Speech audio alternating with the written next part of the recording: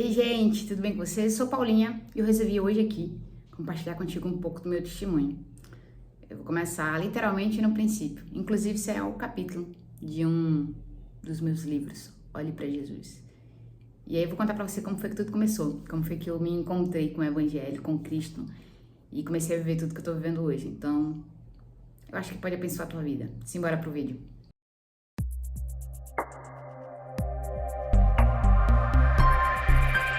E como eu tava falando, né, antes da vinheta brotar aqui, essa história, esse início da minha caminhada com Deus pode ser visto lá no livro, esse daqui, ó, Olhe para Jesus. No princípio, o primeiro capítulo, eu falo um pouquinho dessa minha descoberta. E talvez você possa se identificar. Então, por favor, fica comigo aqui até o final desse vídeo. Vê se faz um pouco de sentido para você. Se você quiser também, vai aqui depois nos comentários e comenta como é que foi teu encontro com Deus, a tua primeira experiência ali, teus primeiros passos com Jesus. Vou ficar muito feliz em saber um pouquinho, tá bom? Como eu falei no princípio, como é que aconteceu para mim? Eu até cito isso aqui no livro. Quando eu era criança, eu não vim de uma família com muitas condições, assim, sabe? Eu não sou de uma família rica, muito pelo contrário. Então, minha família ela tinha certas dificuldades, certas carências, que por algum motivo, por alguma razão, e eu não vou te conseguir explicar qual, porque eu era muito criança, em algum momento alguma coisa aconteceu, e de verdade, eu não vou dizer assim, foi isso, mas alguma coisa aconteceu que me fez pensar isso. Quando eu era mais nova, meu pai ele tinha dificuldades com álcool, minha mãe ela trabalhava em casas como doméstica para ajudar nas contas e minha avó era aposentada. Então essa era a realidade financeira assim da minha família. Meu pai, ele é vendedor ambulante, até hoje ele ainda é. Pelo menos até o momento que eu tô gravando esse vídeo. E daí as despesas, tipo assim, os recursos financeiros não eram tão altos. Então eu era uma menina bem sonhadora. Pra minha idade, pra minha vibe, eu era bem sonhadora. Até porque a realidade que eu tava era uma realidade que sonhar era algo até bom, positivo, porque me tirava um pouquinho dali. Nunca passei fome, nunca cheguei nesse nível de necessidade. Minha avó, minha mãe sempre foram muito guerreiras, apesar das dificuldades com meu pai, mas era difícil. E daí eu sonhava muito. E boa parte desses sonhos foram construídos assistindo TV. E daí na novela quando assiste novela, filme, né, a gente vê uma ideia de felizes para sempre, que na nossa realidade não era tão aplicada, mas lá na telinha era. E daí eu começava a desejar aquela vida toda perfeitinha, que pelo menos parecia ser toda perfeitinha pra mim. Porque é uma vida fictícia, né? A vida real, ela tem seus obstáculos, independente da situação financeira. Do mais rico ao mais pobre, todo mundo tem dificuldade. Só que na televisão ninguém tem dificuldade, né? Até tem ali no meio da trama, mas no final vai dar tudo certo, todo mundo vai ficar bem, a família vai ser a coisa mais linda, mais fofa da face da terra e é assim que vai terminar. Só que a gente não sabe o que acontece depois do final, né? E eu sonhava, era meio que um sonho de uma vida de comercial de margarina, sabe? Com tudo perfeito, grama verdinha. Minha casa nem tinha grama, gente. Grama verdinha. Minha casa não tinha nem piso direito, assim, sabe? Mas eu sonhava com isso pra mim. Tipo, tinha uma parada que eu sempre sonhei muito em ter, uma bicicleta. Eu queria ter uma bicicleta e uma bicicleta aquela com rodinha. Até hoje eu ando de bicicleta meio mulambenta. Eu aprendi a andar de bicicleta andando na bicicleta de uma outra pessoa. Uma colega que morava lá na rua de casa, tinha uma condição um pouco melhor e ela tinha uma bicicleta e ela andava. Então a realidade é, tipo assim, o bairro onde eu morava a gente tinha gente, a rua onde eu morava tinha gente com uma condição um pouco melhor, outro um pouco pior, outros mais ou menos. E aí eu não tô aqui pra julgar qual que é o pior, qual que é o melhor. Porque essa é a questão, esse é o cerne do que é no princípio pra mim. A questão é que às vezes a gente se baseia no que é pior e no que é melhor, considerando a nossa perspectiva apenas.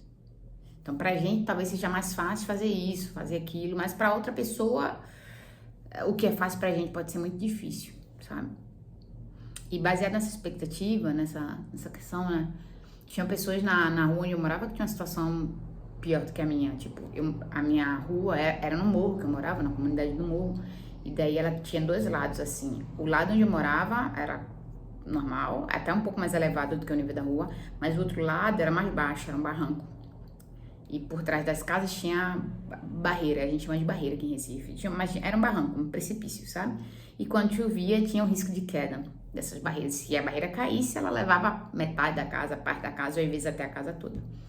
Então eu tinha amigos que quando chovia muito, a gente ficava preocupado, sabe? Pensando, pô, será que fulaninho amanhã vai acordar bem? Será que vai estar tudo bem? E eles mesmos ficavam apreensivos, sabe? Porque podia acontecer um acidente, poderia cair tudo, eles poderiam morrer, sabe? Isso era muito triste. De vez em quando aparecia algumas notícias assim na televisão de que isso tinha acontecido na casa de algumas outras pessoas, assim, às vezes próximo lá de onde a gente morava.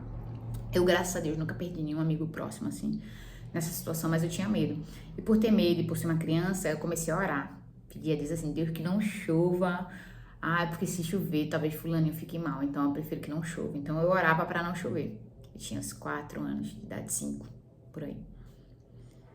Só que o tempo foi passando, eu cresci um pouquinho mais. E daí na igreja onde eu fazia parte, a gente tinha algo que chamava culto de missões. Era um culto onde a gente era apresentado a projetos missionários. Seja em regiões aqui do Brasil, como regiões fora, tipo África, Argentina. A igreja que eu fazia parte, ela tinha muitos missionários assim. Ela abria igrejas assim ao redor do mundo, sabe? E ela enviava esses missionários. E daí, num desses cultos de missões, o culto não foi sobre algo externo, foi sobre comunidades de Pernambuco mesmo, do interior do estado. E daí eu fui apresentada a realidade da seca. Eu até falo disso, né? Como eu falei em Olhe para Jesus. Fui apresentada a realidade da seca.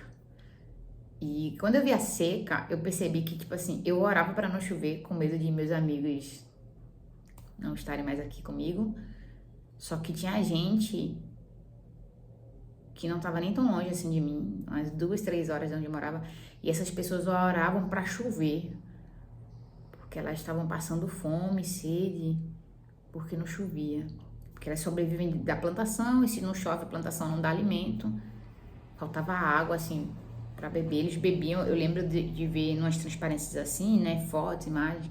Transparência era um negócio que tinha tipo uma máquina assim, que você colocava uma imagem literalmente num papel transparente, um plástico assim, e ele tinha a imagem lá, quando você colocava, ele projetava, era tipo o antigo data show.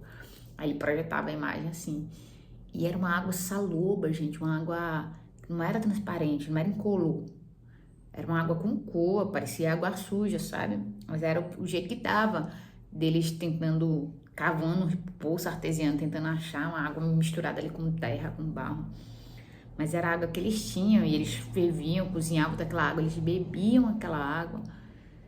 Se fizesse suco, era com aquela água e não tinha eletricidade, não tinha liquidificador, era pegando a fruta, amassando assim com o pé veio todo sujo também. E era uma realidade totalmente diferente da minha. E eu que achava que passava por dificuldade, quando eu vi aquela realidade, eu percebi que minha vida era muito boa. Talvez se eles vissem minha vida, eles iam dizer que minha vida era uma vida de novela, sabe?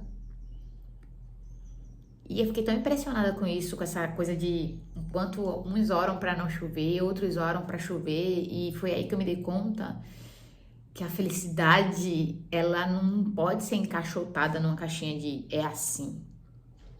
A fé também não. Eu acho que aí foi quando eu comecei a entender, eu saí daquela fase de criança inocente, comecei a entender o mundo, as coisas, e comecei a entender quem Deus era e o que é que a gente poderia esperar desse Deus, sabe? Porque Deus, ele é tão infinito em graça e misericórdia que ele nos permite ver essas coisas para entender como ele é bom com a gente. Aí você pode dizer assim, isso significa que ele não é bom com o pessoal de lá? Não, ele é bom, e para eles ele se revela de outro jeito e demonstra amor e graça de outro jeito, mas eu fui alcançada pelo amor desse jeito. Desse jeito.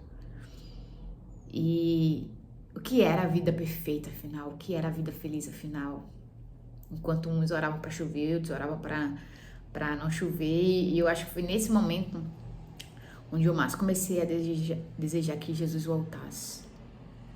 Porque eu lia na Bíblia que quando ele voltasse não haveria dor, não haveria choro.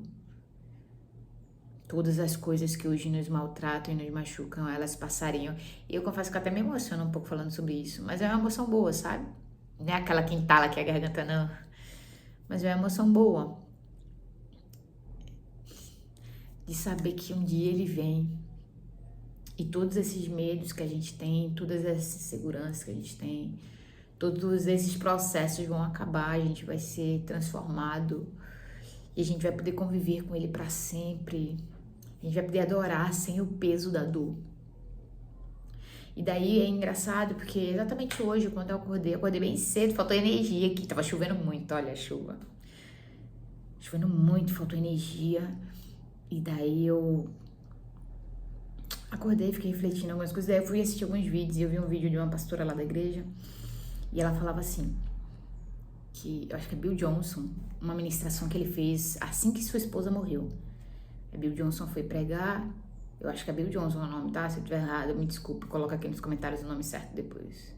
Aí disse que ele foi pregar depois da esposa ter morrido. E ela, quando foi assistir essa pregação, falou assim, rapaz, o que é que esse homem foi falar depois dessa dor tão imensa? A esposa morreu, no próximo culto ele estava lá pregando.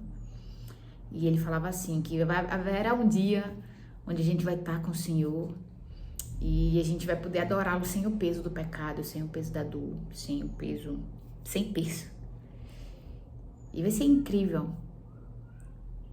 Só que daí Bill Johnson fala assim, mas enquanto a gente estiver aqui, considerar isso como uma oportunidade única de oferecer a Deus um sacrifício que talvez você nunca mais poderá oferecer na vida. O sacrifício de adorar, mesmo quando você não está num dia bom. De adorar, mesmo quando você acha que sua vida poderia ser melhor. Mesmo quando você acha que talvez Deus não esteja vendo, talvez Deus não esteja olhando, talvez Deus não esteja entendendo você. Tua oferta nesse dia, ela pode subir como um incenso de aroma suave e agradável para Deus, sabe? Não é uma adoração com raiva, é uma adoração tipo assim, eu posso não estar no meu melhor momento, mas independente disso, Deus é digno. E esse vídeo, ele me confrontou e ele me fez pensar nesse momento, sabe? Daí eu, Paulinha, 8, 9 anos, aprendendo que Jesus vai voltar e cativando meu coração com essa esperança. E eu ainda tenho muita esperança para esse dia. Eu anseio a sua volta. Eu oro para que ele volte, gente. Oro muito para que ele volte. Isso é evangelho. Se eu não anunciar isso para você, eu estou anunciando uma mentira. Jesus precisa voltar para mudar tudo. Mas enquanto ele não vem, mesmo que eu viva uma vida que não seja de comercial de margarina, mesmo que eu viva uma vida de perigo iminente, mesmo que eu viva uma vida sedenta, Deus continua sendo digno do meu louvor, da minha adoração, da minha devoção. A Paulinha criança vivia um evangelho baseado no que ela poderia receber através das suas orações, porque ela queria uma vida melhor. Mas a melhor vida é essa: conhecer a Deus e ser conhecido por Ele. Sabe, eu ainda não vivo minha vida de comercial de margarina, tô bem longe dela ainda, mas lutando para chegar nela. Mas eu nunca me senti tão conectada. Nunca me senti tão conectada com Deus. E isso muda tudo. A felicidade, ela não tá nas coisas que você pode alcançar. A felicidade não tá nas pessoas, nem no que elas falam sobre você. A alegria, a verdadeira alegria é essa: eu conheci o Senhor. Eu conheci o Senhor, tá? Daí o que eu vou recomendar pra ti, pra encerrar esse vídeo? Dá uma lida em Mateus capítulo 5, as bem-aventuranças. E daí lá você vai ver ele falando que muitas vezes é bem-aventurado, isso é feliz, é quem chora, porque ele vai ser consolado. Feliz é quem passa por provação e tribulação por causa do nome do Senhor. Felizes os limpos de coração. Há uma série de coisas que podem te fazer feliz e elas vão na contramão, muitas vezes, do que a gente acredita que a felicidade é aqui nesse mundo. Então lê Mateus capítulo 5, as bem-aventuranças. E eu creio que tua vida vai ser muito abençoada, tua vida vai ser tocada, talvez uma vez mais por isso. Eu sei que você já pode até ter lido em outros momentos, mas eu queria te convidar, a partir dessa reflexão que eu fiz aqui agora, junto com você, queria te convidar a ler de novo Mateus capítulo 5, e daí você vai lendo ali o sermão lá da montanha, as bem-aventuranças. E por hoje eu acho que é isso, nosso vídeo para aqui. Eu vou aparecer de novo, não sei se vocês acharam legal, vou esperar a reação de vocês com relação a esse vídeo aqui, falando um pouquinho do livro.